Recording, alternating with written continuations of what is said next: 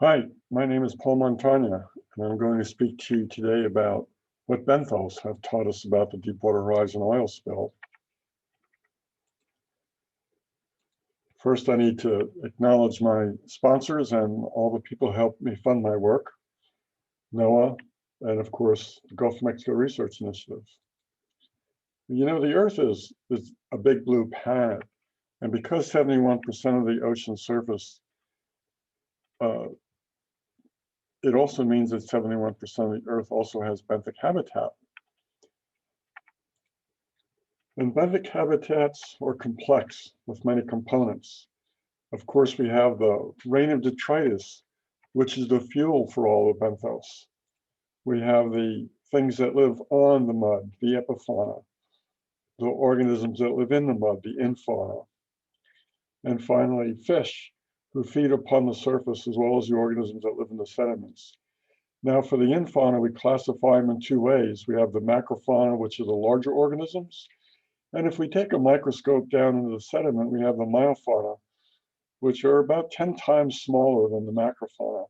And finally, another 100 times smaller yet, and we get the microfauna, microbes and protists and such. We use something called the Benthic succession model to measure ecosystem health. Basically, if we look at highly disturbed environments on the left, they're usually composed of a lot of small individuals, very few species. More pristine environments on the right usually have deeper dwelling and more diverse groups and more diverse and larger species. And benthos are integrators, and therefore the sediments of the memory of the ecosystem. Benthos can live long, and they're very diverse, and they respond to food from above. So they integrate everything that's going on in the overlying water column. And if you think about it, they're literally sampling for us constantly. And if we go back and measure them from time to time, we know what's happened in the intervening periods. Regardless of the importance of benthos, most of the general public don't really care about things that live in the mud, particularly things at the bottom of the ocean, but I do. And one of the reasons I do is because of the Deepwater Horizon oil spill. We know that a very large area was contaminated, and we know that oil reached the bottom. And in fact, we've had several measurements of the impact. The orange one is actually mine. This is a review article, and it ranges from just 148 kilometers square to up to 24,000 kilometers square, depending on how things are measured. But we know that oil affected the bottom in a great way.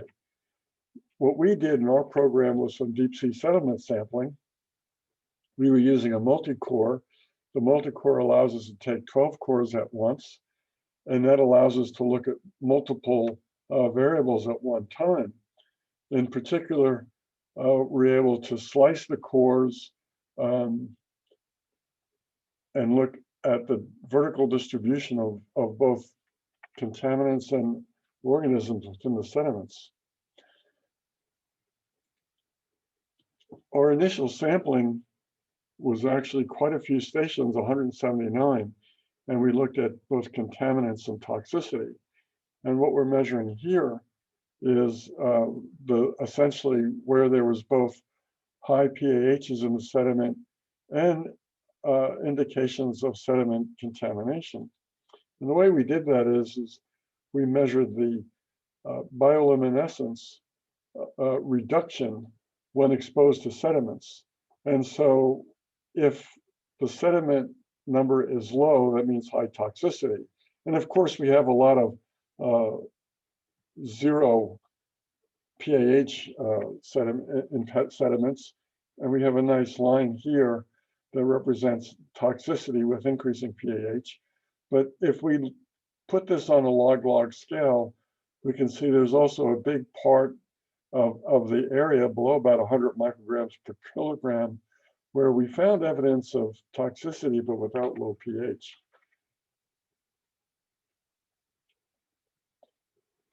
Anyway, we discovered that about an EC measurement of about 6,000 was where the cutoff was. And that was at about 140 micrograms per kilogram. Our initial benthic sampling, although we had sampled so many stations, we only analyzed data from 58 of the stations. And when we looked at this, we looked at both the macrofauna and the myofauna. And of course, we had the sediment chemistry data. Now, what we did was we took this multivariate data set, including both myofauna, macrofauna, abundance, diversity, and chemical contaminants, such as PAH, barium, and total petroleum hydrocarbons. And we put it in the principal components analysis. This is a technique to basically transform multiple variables into one variable. And now we have this new variable called PCA factor 1, which is essentially the oil impact indicator. We can take that number now for each sample, and we're able to map it and Krig it. And inside this area is that little orange area we showed you in that earlier map.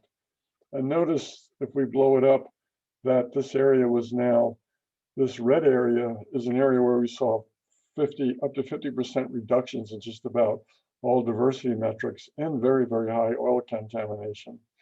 The second area was about 148 kilometers squared. And it's an area where we found definitely found degradation in elevated carbon, hydrocarbons.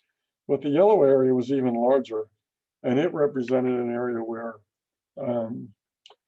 almost 20,000 square kilometers, but it was uncertain because it was just a little bit below average or bouncing right around the average value.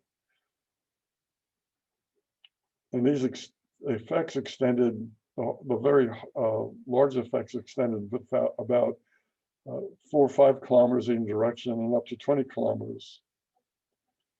Now, one of the interesting things is that the loss of diversity we found was all in the surface areas. If we look at the, again, going from the green to the red zones here, usually our diversity index of N1 was about 15 abundant species, dominant species in every sample. But in that higher zone, impact zone, we found only about 7 or 8. So we saw a 50% decline in diversity, and it was essentially only in the surface sediments, which you would expect because the oil was coming from above. Now, there were very many different kinds of benthic species in our samples. The samples, of course, were predominantly composed of polychaetes, but also crustaceans and mollusks. And we're able to use this to identify bioindicators. And for example, we could compare the relative abundance in the impact area compared to the background area. And if this number is high, that means these were very tolerant species. The most tolerant species were from this family of polychaetes called Dorvellidae. The most sensitive species, though, is very interesting. They're almost all crustacean species that were the most sensitive. And so we can see we have one annelid that was actually very sensitive as well. But notice that 4 of these annelid species, polychaetes, were tolerant. And this kind of fits a previous notion we had that there are more tolerant polychaetes than tolerant crustacea. And so the polychaetes are often good bioindicators of the effect of these oil spills. Now, one of the things we were very concerned about initially is that even though we sampled 179 places, we really only were able to analyze initially 58 stations, these black dots, that were from the Southwest. And early in 2011 and 2010 and 2011, the prevailing thought was that the plume was moving only along the bottom toward the Southwest. Later evidence showed that no, some might have gotten up into the DeSoto Canyon or even moved due north to shore. So all these open circles were an additional 58 circles we had recently just analyzed. And that allows us in particular to build a new model. Now with this new model, because we had all of these extra stations, the natural background really dominated our analysis.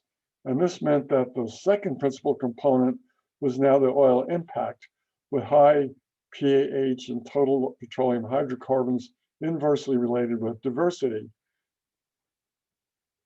And when we did that kriging, we got a very different looking chart.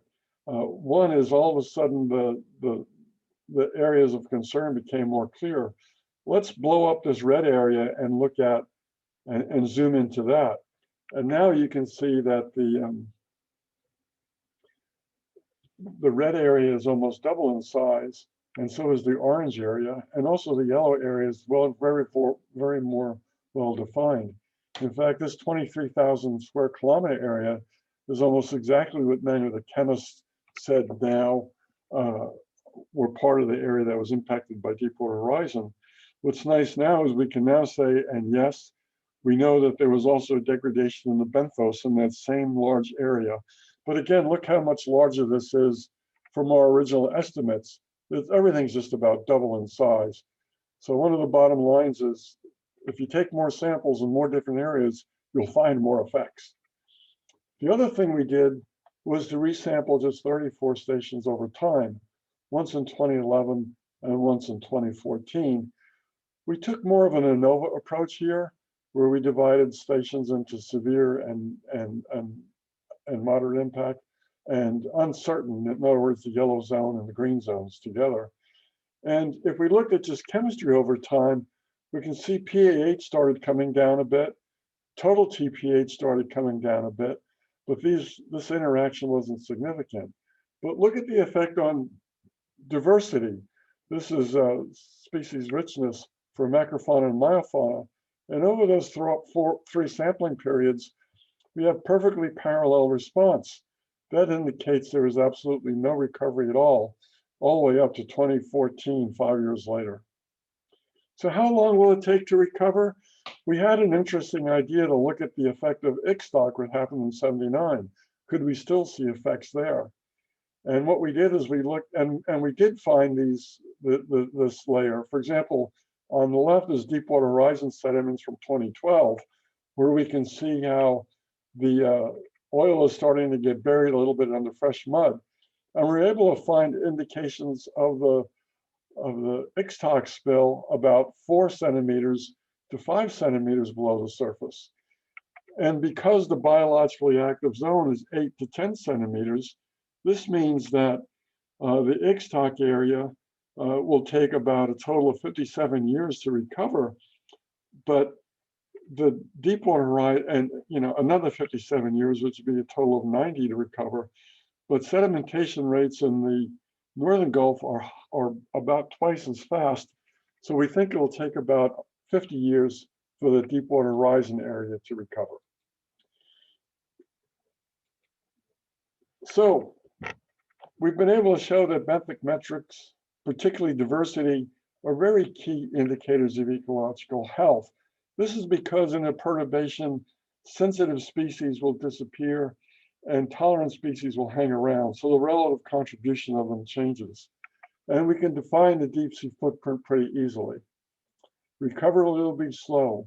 I wish in hindsight I had sampled every centimeter instead of larger groups.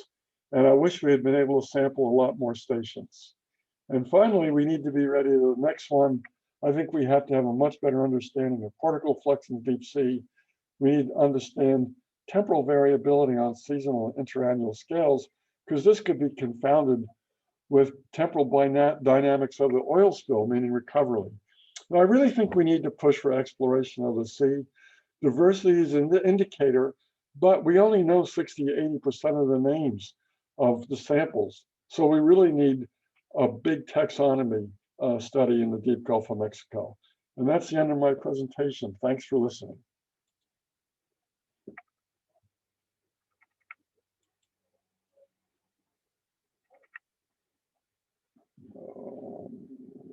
Trying to learn how to